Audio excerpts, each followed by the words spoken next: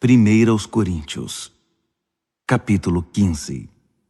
Amigos, permitam-me repassar a mensagem com vocês mais uma vez. A mensagem que proclamei foi recebida por vocês. Nela vocês permanecem firmes e por ela foram salvos. Entendo que a fé que possuem é verdadeira, não um interesse passageiro, e que nela estão firmes de verdade. A primeira coisa que fiz foi apresentar a vocês de coração a mensagem que recebi. O Messias morreu pelos nossos pecados, exatamente como dizem as Escrituras. Foi sepultado e se levantou da morte no terceiro dia, mais uma vez, exatamente como dizem as Escrituras. Falei a vocês que ele apareceu vivo a Pedro, depois aos seus seguidores mais próximos e mais tarde a mais de 500 seguidores ao mesmo tempo. Muitos deles estão por aí, ainda que alguns já tenham morrido. Depois, ele passou um tempo com Tiago e com o restante dos que chamou para falar em seu nome. E, finalmente, apareceu vivo a mim. Faz todo sentido que eu viesse por último, pois nem mereço ser incluído no grupo original, como vocês bem sabem, já que passei anos perseguindo a Igreja de Deus. Mas a mim foi concedida a graça bondosa de Deus. E a ela devo tudo que sou. Não posso permitir que sua graça seja desperdiçada. Não trabalhei mais que qualquer um dos outros, embora os resultados não tenham dependido de mim, mas sim de Deus que me deu sua graça. Então não faz diferença se vocês ouviram a mensagem de mim ou de outro. Nós falamos a verdade de Deus e vocês a receberam e creram. Agora quero fazer uma pergunta difícil, mas importante. Se vocês se tornaram cristãos crendo que Cristo está vivo, ressuscitado dos mortos, como podem alguns de vocês afirmar que não há ressurreição? Se não há ressurreição, Cristo não está vivo. Se Cristo não ressuscitou, tudo o que ensinamos a vocês está errado, e vocês investiram a vida em uma ilusão. Além disso, se não há ressurreição, somos culpados de mentir a vocês sobre Deus, e tudo o que apresentamos como testemunho de que Deus ressuscitou Cristo não passa de engano. Se os mortos não podem ressuscitar, então Cristo não ressuscitou, porque ele morreu de fato. E se Cristo não ressuscitou, vocês continuam na escuridão, mais perdidos do que nunca. Para quem morreu, é ainda pior, porque morreram esperando a ressurreição em Cristo.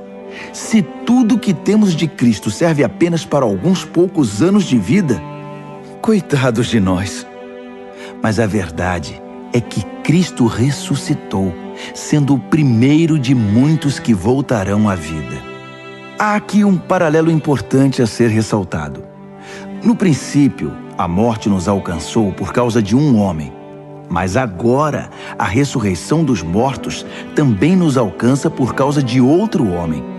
Todos morrem em Adão e todos tornam a viver em Cristo. Mas temos de esperar nossa vez. Cristo é o primeiro, depois os que estarão com ele em sua vinda, a grande consumação. Nessa ocasião, depois de ter conquistado plena vitória, ele entregará o reino ao Pai. Ele não desistirá até vencer o último inimigo. E o último inimigo é a morte. Como disse o salmista, ele os venceu a todos e os pisoteou. É claro que isso não inclui o próprio Deus, porque quando tudo finalmente estiver sob o domínio de Deus, o Filho virá, ocupando o seu devido lugar. E o domínio de Deus alcançará sua plenitude, um final perfeito. Como entender que alguns de vocês se ofereceram para ser batizados em favor dos mortos? Se não existe ressurreição, para que este batismo? Não é uma contradição? E por que devo eu continuar arriscando a vida de forma tão perigosa? Encaro a morte praticamente todos os dias. Acham que eu faria isso se não estivesse convencido de que nossa ressurreição está garantida pelo Senhor ressuscitado? Acham que eu estava apenas bancando o herói quando enfrentei feras em Éfeso e por pouco não morri? É a ressurreição que motiva minhas palavras e ações, a minha vida.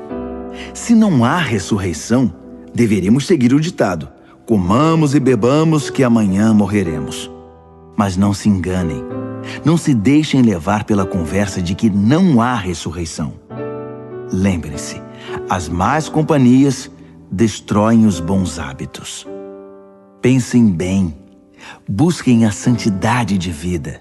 Não desprezem a realidade da ressurreição, pois a ignorância a respeito de Deus traz grande prejuízo. A verdade é que uma discussão prolongada como essa é inútil.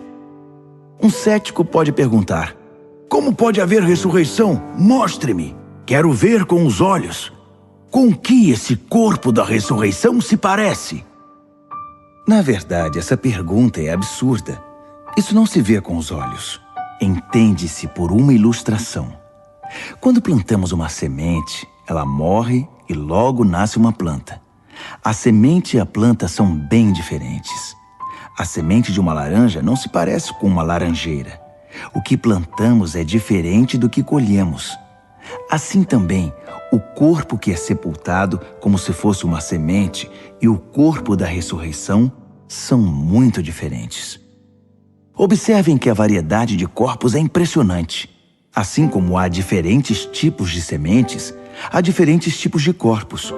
Corpo humano, corpo dos mamíferos, das aves e dos peixes. Vendo toda essa diversidade, temos uma ideia da glória da ressurreição, pois além dos corpos da terra, há também outros corpos no espaço, o sol, a lua e as estrelas, vistos em sua diversidade, beleza e esplendor. O que contemplamos agora são apenas as sementes antes da ressurreição. Imaginem como serão belas e gloriosas as plantas da ressurreição. A ilustração da semente, que depois de plantada morre e ressurge como planta viva, é, na melhor das hipóteses, uma simples comparação, mas talvez lance alguma luz sobre o mistério do corpo da ressurreição. É preciso, porém, ter em mente que seremos ressuscitados para valer, que estaremos vivos para sempre. O corpo que morre não manifesta beleza, mas quando ressuscitar, será glorioso.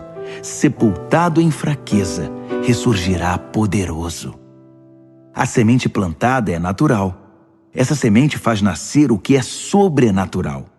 É a mesma semente, o mesmo corpo. Mas que diferença entre o que morre fisicamente e o que ressurge em imortalidade espiritual. Para prosseguir, devemos voltar a atenção para as Escrituras. O primeiro Adão recebeu a vida.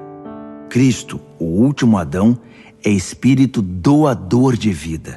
A vida física vem primeiro, depois a espiritual. O início se dá na terra, o desfecho se dá no céu. O primeiro homem veio da terra, e daí em diante os seres humanos são chamados terrenos. O segundo homem veio do céu, e por isso seremos celestiais. Assim como somos o reflexo do que está em nossa origem terrena, seremos o reflexo do nosso desfecho celestial. Amigos, eu preciso enfatizar que a vida natural terrena não nos leva ao reino de Deus.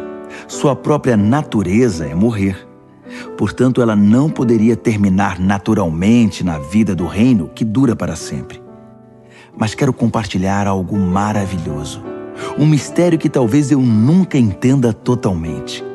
Nem todos os cristãos vão morrer, mas todos serão transformados. O toque da última trombeta soará num piscar de olhos e o fim chegará. Ao sinal da trombeta celeste, os mortos se levantarão para nunca mais morrer, pois a morte perderá seu poder. Do mesmo modo, todos nós seremos transformados. Na ressurreição será assim. O que é perecível será substituído pelo que é imperecível. O mortal substituído pelo imortal. Então fará sentido o ditado: finalmente foi a morte derrotada pela vida. Ó morte, não está agora vencida? Ó morte, quem temerá a que era temida? Foi o pecado que tornou a morte tão terrível. E foi o código legal da culpa que conferiu ao pecado sua influência destruidora. Mas agora, graças a Deus, que por um só ato vitorioso da vida, derrotados estão o pecado, a culpa e a morte. E tudo graças ao nosso Senhor Jesus Cristo. Diante de tudo isso, prezados amigos, permaneçam firmes. Força!